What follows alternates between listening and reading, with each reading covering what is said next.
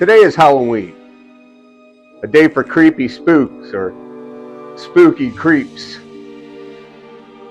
So today we celebrate the penultimate goth holiday with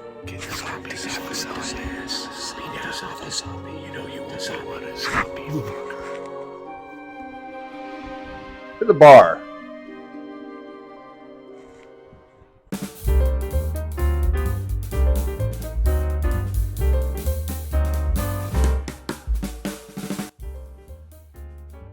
Yeah, I know I'm already there.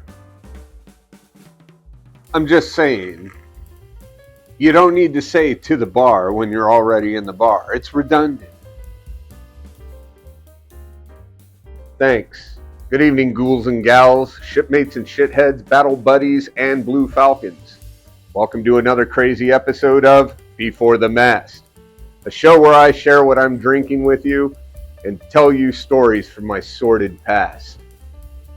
Before we move on, like Patrick Swayze at the end of Ghost, make sure you like, subscribe, and share, and tell people what a wonderful show this is. Feel free to lie. The story of the zombie goes something like this. Some poor bastard walked into Don the Beachcomber's bar and said he needed a hangover cure because he had a business meeting in a short time and, well, he might have overindulged a little too much the night before. I mean, we've all been there, right? Don, being an enterprising and caring individual of unimpeachable probity, decided that the best way to cure this man's ills would be just to trash him all over again, with a drink that would make even the worst hangover give in to just being inebriated once more. No idea how homie's meeting went. I'm sure it was a riot. Bring on the Globe Bar.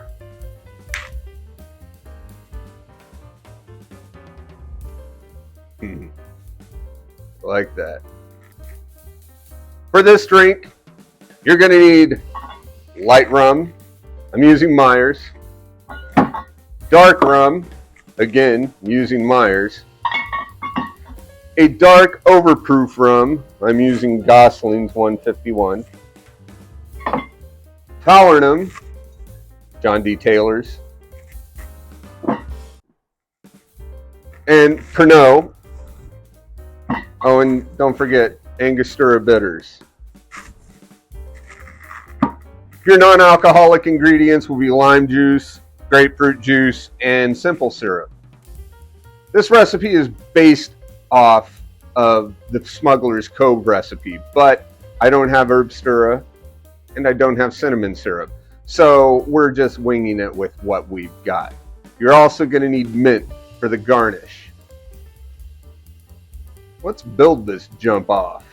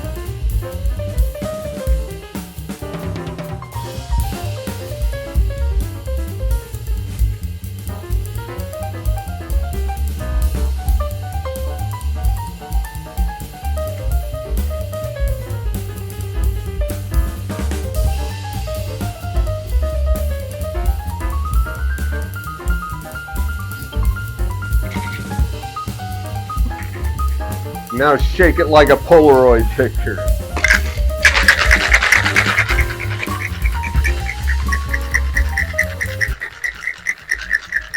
Shake it.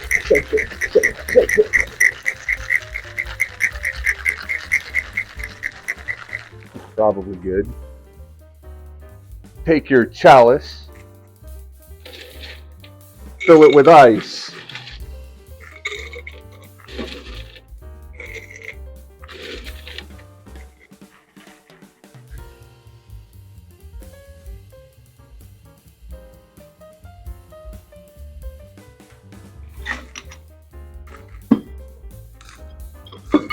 Then over the top, layer that 151.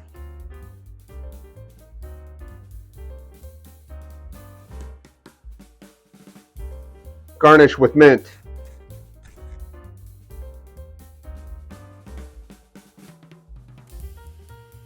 There it is, the zombie.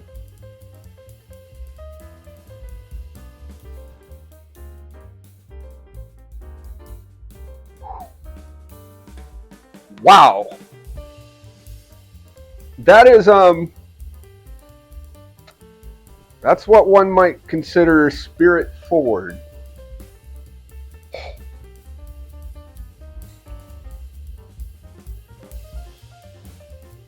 But it's good. If you like spirit forward drinks, this is a good drink. Although, be careful with these. These are probably the strongest drink that I've made on this show yet. Because it's really all just alcohol with like, there's seriously only like maybe an ounce of non-alcoholic stuff in this. The rest is just straight liquor.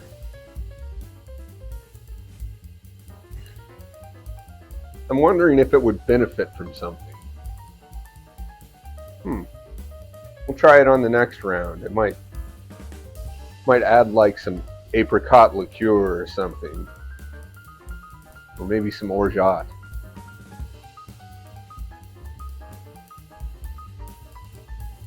Definitely drinkable though.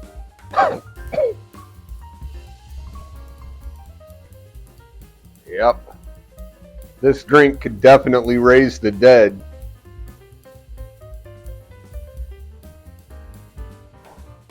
Or at very least preserve the remains by pickling them. Anyway, this drink will reanimate any victim of a deathly hangover. Cheers. God.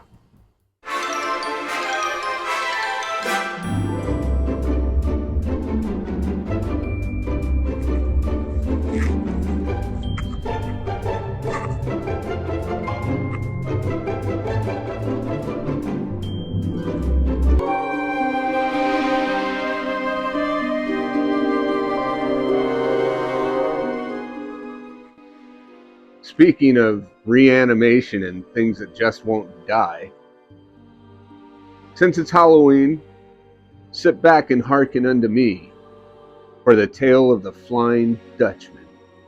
There was a man of the sea, Captain Hendrik Vanderdecken,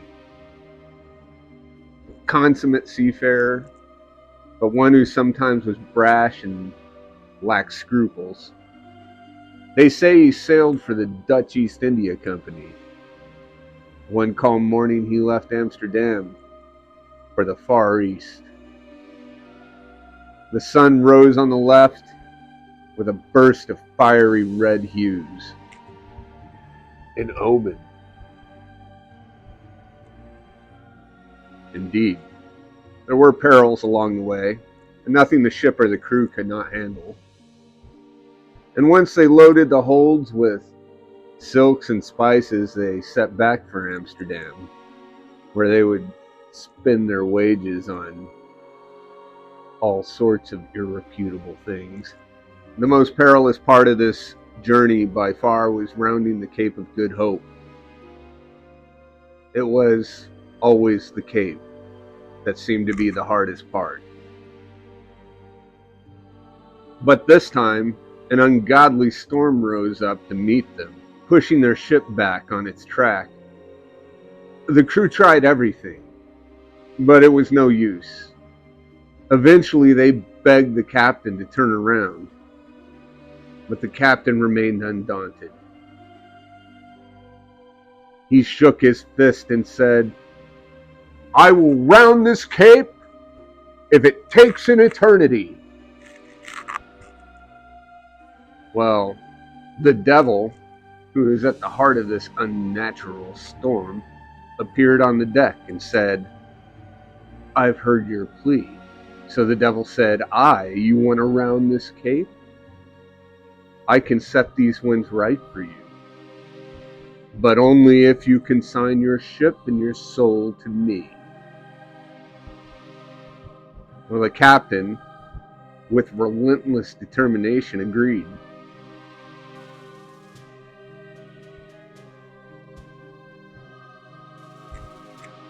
Easily taken. And so he signed a charter with Satan himself. The wind shifted, the sails billowed, and the ship lurched forward. But as soon as the ship rounded the Cape of Good Hope, the devil reappeared to collect his due. Ye shall sail around and roam the sea and make no port, he said. Your ship and your crew are damned, and you and your crew will be a beacon of doom and despair to all who witness you.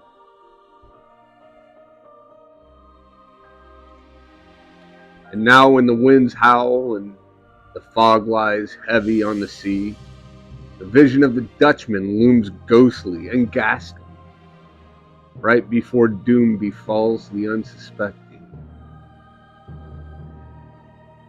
So if you want to live and not become a part of this unnatural crew, don't curse the winds and summon the demons to tow your ship through a storm.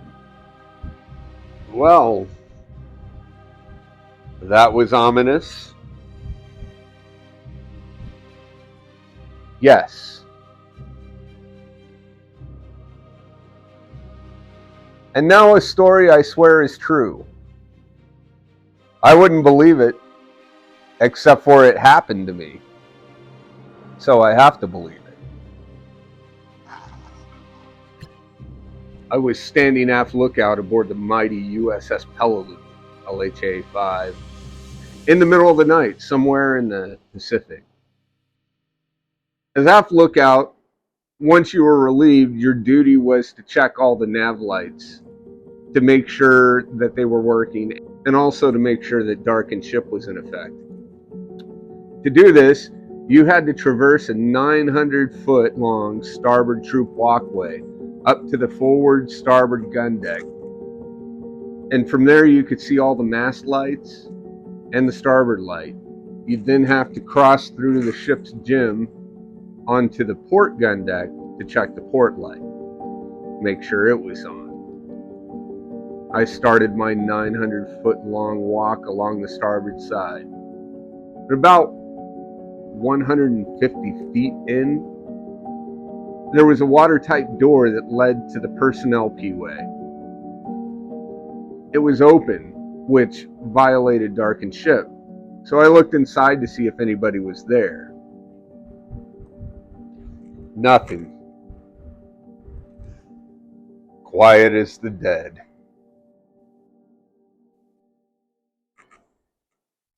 I see what you did there. I dogged the door down. It bears stating here that this particular watertight door was finicky. You had to really put your back into dogging that thing down. I kept moving. But about 5 paces away, I heard the door unlatch and creak open. Now I thought someone was just being an asshole. I went back and I looked in. Nothing. Nobody. But I figured someone was just playing a joke, so I said, "Darkened ship, dickhead!" That's how that went. I re-dogged the door and turned to walk. This time, I hadn't even started walking away when the door unlatched and creaked open. I yanked that door open to see who was there, but to my shock, there was nobody. There was nowhere anybody could hide or have gone that quickly. The nearest space was the personnel office, about 40 feet up and to the left. So I did what any red-blooded American would do in this situation. I dogged the door back down, and I ran. I ran for dear life.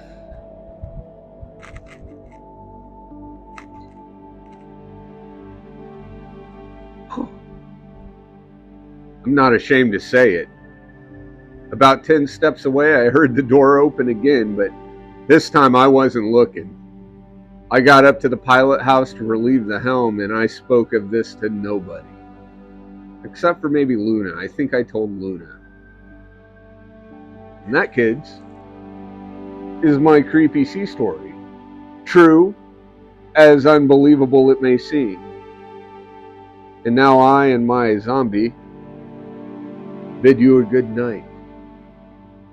If anything creepy happens tonight, I won't care. Because I'm drunk.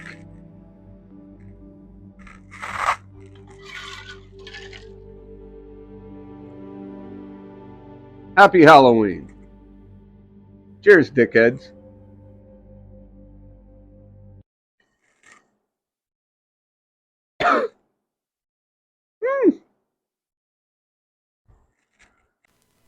What shall we do with the drunken sailor? What shall we do with the drunken sailor? What shall we do with the drunken sailor? Early in the morning, way day and up she rises. No idea how homie's meeting went.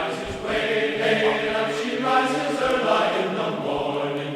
Putting in the longboat until he's sober. Putting in the longboat until he's sober. That's a lot of 150.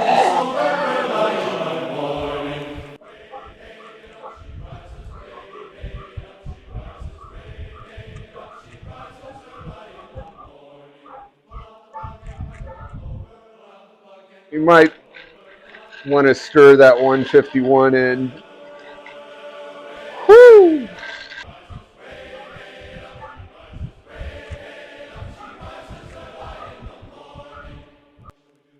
Now, if I light a cigarette, am I going to combust?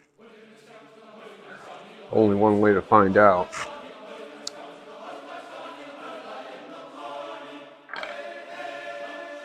Oh, I'm still alive.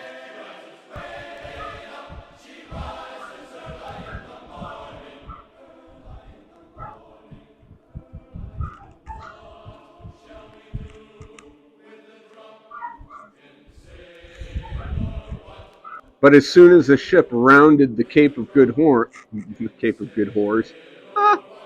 Cell Block 5, USS Peloponnes.